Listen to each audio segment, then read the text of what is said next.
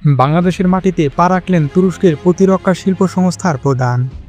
ঢাকায় তার এই সফর ঘিরে শুরু হয়েছে চাঞ্চল্য। শুধু বাংলাদেশ নয়, সংখ্যায় কাঁপছে প্রতিবেশী দেশ ভারত। কি এমন চুক্তি হলো বাংলাদেশ আর তুরস্কের মধ্যে, যা ভারতকে গভীর উদ্বেগে ফেলেছে? আজকের ভিডিওতে সব কিছু বিশ্লেষণ করব। তাই ভিডিওটি ভালো লাগলে অবশ্যই একটি লাইক করবেন এবং সাবস্ক্রাইব করে আমাদের পাশে থাকবেন। এই সফরের উদ্দেশ্য: 2025 সালের জুলাই মাস ঢাকায় পৌঁছান তুরস্কের প্রতিরক্ষা শিল্প প্রধান হালুক গুরগুন। তার সাথে ছিলেন তুরস্কের শীর্ষ সামরিক শিল্প প্রতিষ্ঠানগুলোর প্রতিনিধিরা। তাদের লক্ষ্য বাংলাদেশ প্রতিরক্ষা খাতে নতুন যুগের সূচনা করা। ঢাকায় তিনি সাক্ষাৎ করেন সেনাবাহিনী, নৌবাহিনী এবং বিমান বাহিনীর প্রধানের সঙ্গে। আলোচনার কেন্দ্রবিন্দুতে ছিল উন্নত ড্রোন প্রযুক্তি, সাজোয়া যান, ক্ষেপণাস্ত্র ব্যবস্থা এবং যৌথ উৎপাদন। বাংলাদেশ এবং তুরস্কের মধ্যে কী কী চুক্তি সম্পন্ন হলো?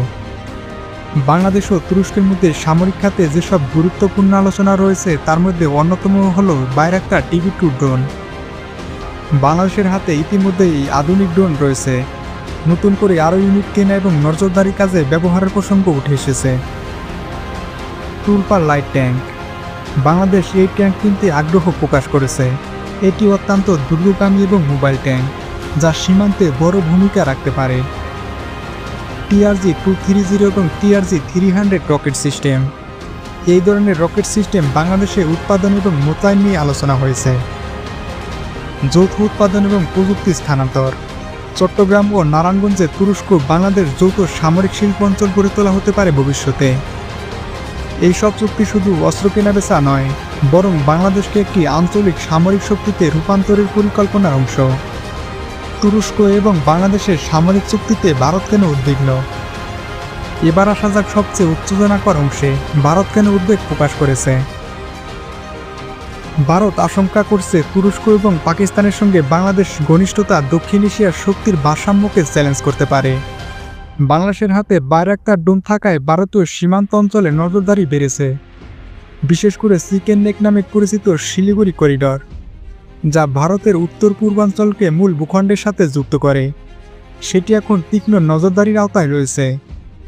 ভারতীয় সেনাবাহিনীর বিশ্লেষকদের মতে তুরস্ক, বাংলাদেশ, পাকিস্তান এই ত্রিমুখী সামরিক সম্পর্ক ভারতীয় কৌশলগত নিরাপত্তার জন্য হুমকি হয়ে উঠতে পারে।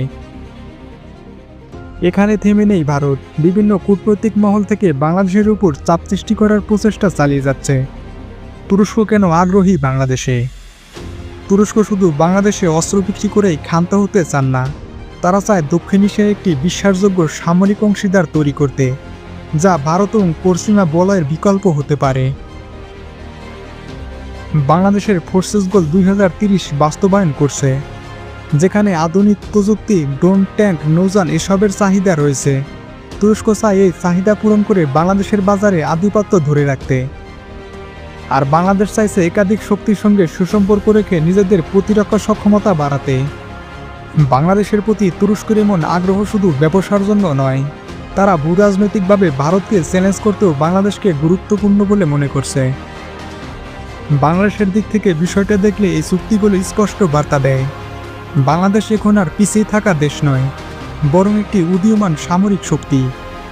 ড্রোন, ট্যাঙ্ক, ক্ষেপণাস্ত্র সবই বাংলাদেশ এখন নিজস্ব প্রযুক্তিতে তৈরি করার দিকে যাচ্ছে। এটা শুধু ভারতের জন্য নয়, গোটা দক্ষিণ এশিয়ার জন্য একটি বড় ধরনের বার্তা। এই সম্পর্ক যদি আরও গভীর হয়, তবে ভবিষ্যতে বাংলাদেশ হতে পারে তুরস্কের সামরিক অংশীদার, যেখান থেকে পুরো এশিয়া জুড়ে প্রভাব বিস্তার করা সম্ভব হবে বাংলাদেশের জন্য। বন্ধুরা, ভিডিওটি ভালো লাগলে অবশ্যই একটি লাইক দেন এবং আপনার কোনো নিজস্ব মতামত থাকলে অবশ্যই কমেন্টে সেটা জানিয়ে যাবেন এবং সাবস্ক্রাইব করে আমাদের পাশেই থাকবেন। ধন্যবাদ সবাইকে।